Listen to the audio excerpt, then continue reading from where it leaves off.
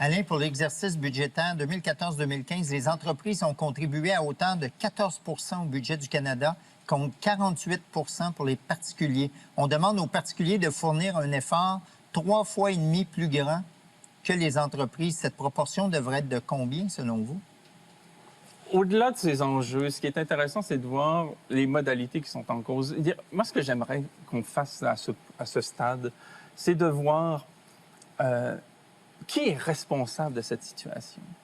Il y a quelques décennies, encore dans les années 80-90, on nous parlait de la mondialisation comme allant générer monts et merveilles.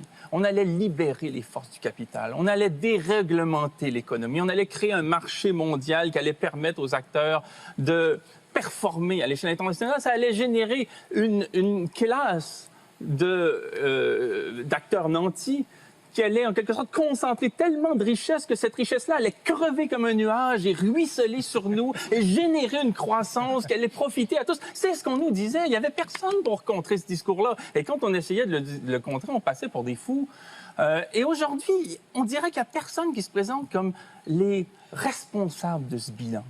Alors qu'aujourd'hui, on nous présente cet univers de concurrence entre travailleurs, travailleuses, entre États, entre entreprises, comme étant une sorte de malédiction, comme si c'est les dieux qui avaient fait subir la foudre au peuple. Et pardon, mais non, mais c'est important ce que vous dites, parce qu'il y a un petit côté caricatural. On est passé d'un tiers-monde à un quart-monde. On est passé à une plus grande richesse. Le mur de l'Union soviétique est tombé. L'Amérique du Sud s'en est sortie. L'Asie s'en sort mieux. Même l'Afrique commence à s'en sortir. Donc, il y a eu quand même un progrès. Alors, on peut tout mettre noir. Il y a des ajustements à faire. Il n'y a pas de gouvernement mondial, à ce que je sache. Et si je suis d'accord avec vous. Mais il ne faudrait pas noircir ça à un point que ça devienne une caricature. Ça va mieux dans le monde que ça allait il y a 20 ans. Ça, c'est une réalité objective. C'est ce que je dis est important. Je vais me permettre de finir. Cette théorie-là de la croissance et du ruissellement, là, vous dites que ça va mieux. Oxfam vient de sortir un rapport. Les 50 les plus pauvres de la planète touchent à 1 de la croissance. Ouais. Aujourd'hui, les 62 personnes les plus riches ont l'équivalent de plus de 50 des ressources mondiales. Je suis d'accord. On peut... Ben non, vous n'êtes pas d'accord, je suis en train de vous contredire. Non, je suis d'accord que la classe moyenne n'est pas assez protégée. Par contre, de me dire qu'on serait mieux de retourner il y a 25 ans, je ne retournerai pas il y a 25 ans. Bon, tant mieux pour vous. Mais, je veux dire, là, l'intérêt, c'est de voir qu'on est dans un... Non, mais... Non, on discute, là. Oui. On discute, ça ne veut pas dire qu'on est obligé d'être d'accord. Non, mais... Il est comme ça avec moi au bureau. Ah, oui, c'est la même chose, même chose.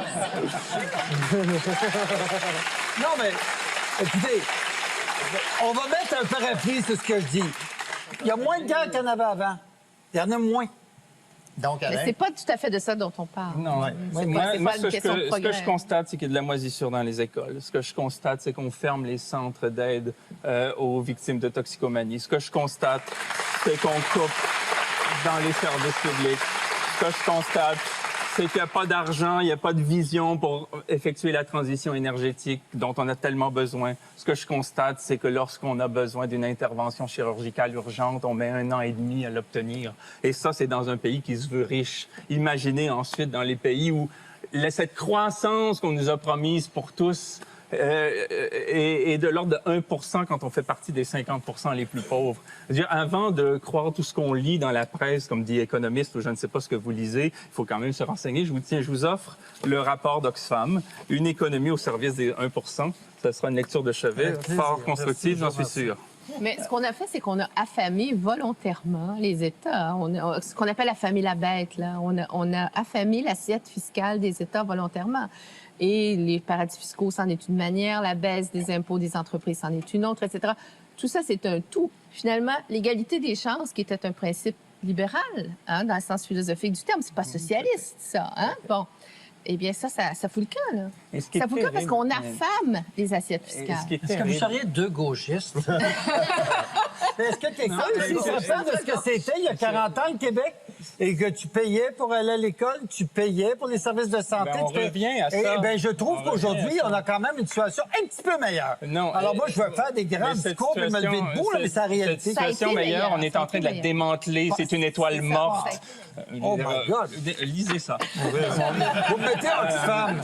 Je voulais revenir sur deux choses. Vous disiez, c'est une position gauchiste. Aujourd'hui, la lutte contre les paradis fiscaux est vraiment transversale. On peut être de l'extrême gauche Absolument. au centre droit. Et ce qui est terrible, c'est aujourd'hui, c'est de voir les gouvernements nous dire qu'on dépense trop dans la culture, on dépense trop dans la santé, on dépense trop dans le logement, dans le soutien aux PME, dans l'économie On sociale. dépense pas trop pour les médecins, par exemple. Mais on dépenserait trop, on vivra tous nos moyens, il faudrait se serrer la ceinture, alors que n'importe qui a déjà fait un budget dans sa vie sait qu'un budget a deux colonnes. Hein? Il y a les actifs et il y a les passifs. Hein? Bon, et ben, dans le budget de l'État, ce qu'on observe depuis des années, c'est pas qu'on dépense plus, c'est qu'on a moins de revenus parce que les entreprises ne paient pas leur juste part. La sacro-sainte juste part dont on parlait tant en 2012, quand il venait le temps de matraquer la jeunesse. Il serait temps de renouveler cette rhétorique, mais à l'endroit des gens qui méritent de se la faire dire. Oui.